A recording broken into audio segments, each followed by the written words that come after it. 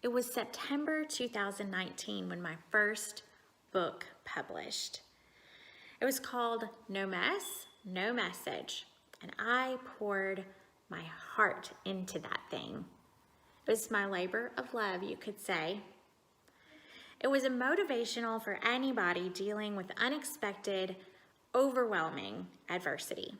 I laid all my heart out in those pages.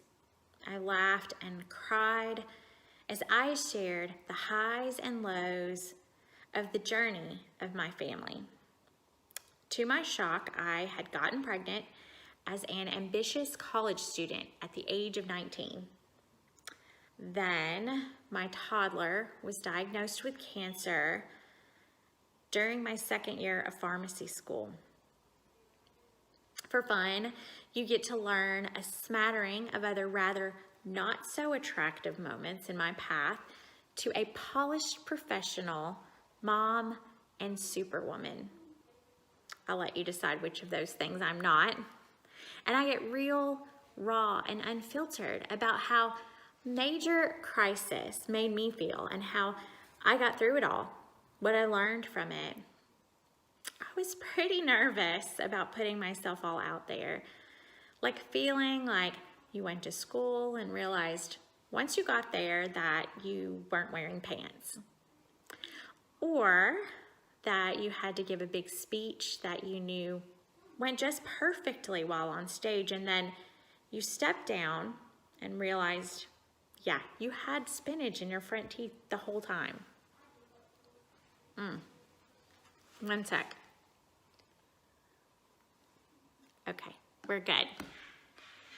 So, like I said, I was nervous about being vulnerable and exposed. Maybe it would change people's opinion about me. But after launch day, there was no turning back. I held my breath and I waited for the criticism to come. My hand over my eyes, peeking through my fingers as I read my first reviews and ratings as they came in. The first one, 5 stars. This book by April Jones. Could not wait to read this and hated for it to be done. The first of many inspiring words, I pray. Oh, that's pretty good. Another 5-star read. I love this author. She communicates clearly and passionately a message of finding strength in struggle and purpose in pain. This message has been an encouragement to me. Also, pretty good. And then another 5-star, followed by a good review, after a good review, 5-star rating after 5-star rating, filling up my positive energy bank until about 13 months later. I had just celebrated my 1-year book baby birthday, and then it happened.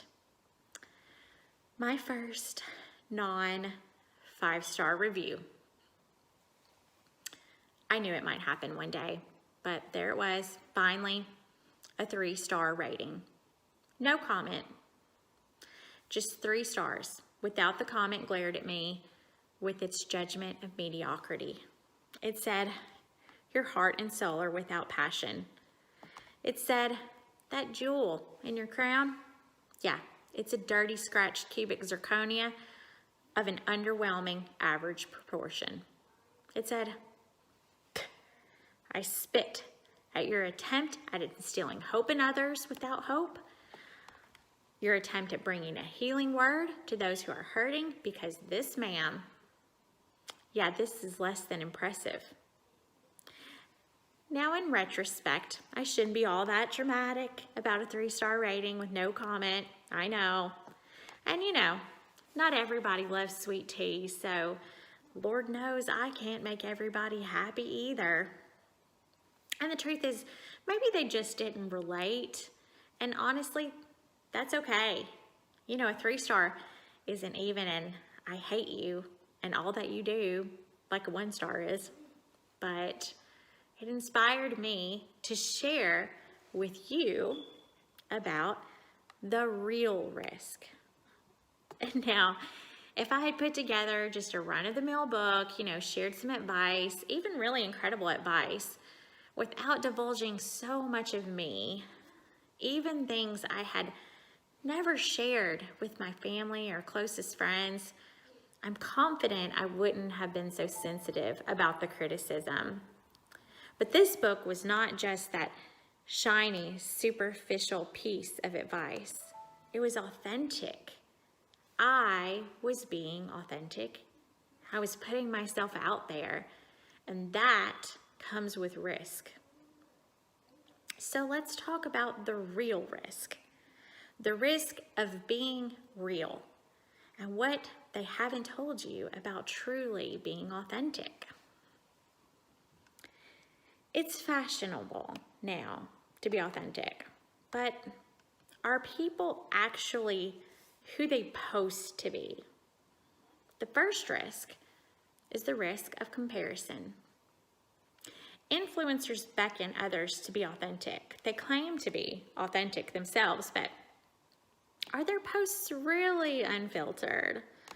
Is their message of confidence and encouragement about how they feel all the time, or, did they actually have to work up to that all day?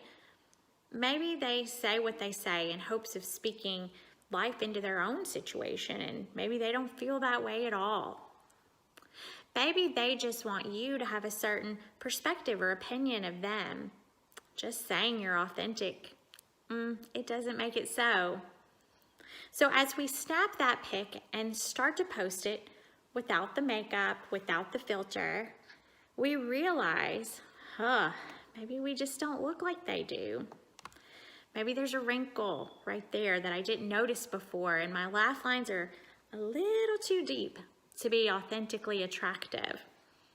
Maybe I should just, smooth that out. It's only a tiny edit before I post it. Maybe my tummy right there isn't as quite as tight as it should be after 8 months in the house during a pandemic where I should have been working out every day. I really don't think I can post that picture that way. Can I still put #authentic, #no filter, #BeYou, #fearless on here? If I just make that one little correction, I don't know. Oh, and I need to say something too, right? Super inspirational. If I want people to think I'm not just all about myself and look at me because I just posted a selfie, and you don't just do that for no reason, especially over the age of 30, because it might come across a little desperate, like I'm trying to get likes. And oh my gosh, can you imagine if I don't get likes, how pathetic that might look? When, to be honest, it's probably just that dang algorithm none of us real people can figure out how to manipulate, and nobody even saw the post anyways. But we're comparing ourselves to a fantasy, and then we set the stage for the fantasy for someone else if we play along. And the more we compare ourselves or try to adjust ourselves to be sure our authentic self is the one that measures up, the less authentic we are. But even if they are being authentic and we still don't measure up, the poison here is the comparison itself. We shouldn't compare. It's self-torture and honestly a very fleeting and shallow form of security, even when it is able to offer it. Can we be okay with who we are, even when others don't get us, when they don't like us, when they don't give us the validation that we hoped for? And that brings me to the next risk, the risk of being judged. Now, let's be honest. We're judged whether we are authentic or not. So even if we try diligently not to compare, others still partake of this horrible habit. So they judge us and measure us. And if we aren't completely real when we are judged, it might not sting so badly because we feel, well, It's not really us being judged, just the side of us we chose to show. But if we put ourselves out there, the real us, we might feel more vulnerable to the criticism we receive. So before we are judged by others for the real us, we have to judge us first. We can't put the real us out there if, one, we don't know who we are, and two, if we're not confident and comfortable with who we are, so that when others do judge us, we are resilient to the criticism. We can take constructive criticism with an open mind and accept or dismiss the other feedback without it shaking our foundation. I'll share with you another personal example. There was a time where I didn't get the promotion. Now, while I won't go into the many reasons why at the time I definitely felt I deserved it, at the end of the day, I came out of the pool with a little less experience than the selected candidate. And in that post-interview conversation, as my leader broke the news to me that I didn't get the job, my superior shared with me that he didn't think I quite had the executive presence that the role required. Ouch. I had to sit with that. I had to interpret what executive presence meant to him and what it meant to me. And in doing that, I had to dissect what I liked and what I didn't like about me, why I didn't get the role, and what needed to change, if anything. So I realized that I was collaborative. I was a hard worker. And instead of bossing others around or manipulating a situation to get things done, as a leader, I was transparent and perceptive. I was a good listener and creative. And I liked all those things about me. I also realized that, anytime my opinion was solicited about a situation, I maybe was a little too transparent, even when it wasn't the popular opinion. I decided if this critique regarding executive presence meant I felt compelled to change anything, I determined it might not be unwise to be more filtered or strategic about sharing my thoughts when I knew they wouldn't be favored. But at the end of the day, they didn't pick the real me because it was the real me. The leader choosing who he wanted in that role judged me, and I wasn't who he wanted. He knew the real me because I showed up to work every day and I worked for him and always strove to be authentic, and I missed out on that opportunity. And while part of me felt like I would have loved that job and I could have been great, I wouldn't want to be in a role where they don't appreciate the real me. I recognize I always have room to improve. We all do. But being true to my core self and who I am means when I'm transparent about that and I'm appreciated and rewarded for that, it's far more fulfilling.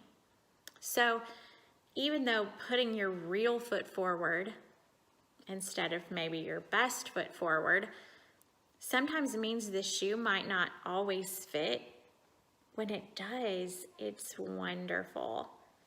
There's value in knowing who you are and realizing your worth. And especially when others seem to appreciate it too. The next opportunity for me was a better opportunity.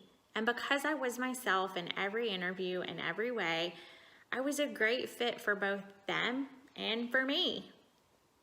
If you pretend to be what you think they want you to be, you will either be miserable continually trying to conform to that, or when you do convert back to the real you after you get that role or land that relationship, they may not accept you. You have to be confident in who you are and know what you love about you and where you want to grow, and Never let the opinion of others tear you down. You are unique with your own set of experiences, perspectives, and talent. Be brave to shine. And the last real risk I'll share is the risk of new opportunity. The opportunity of possible connections with people who appreciate who you are and the message you have to share.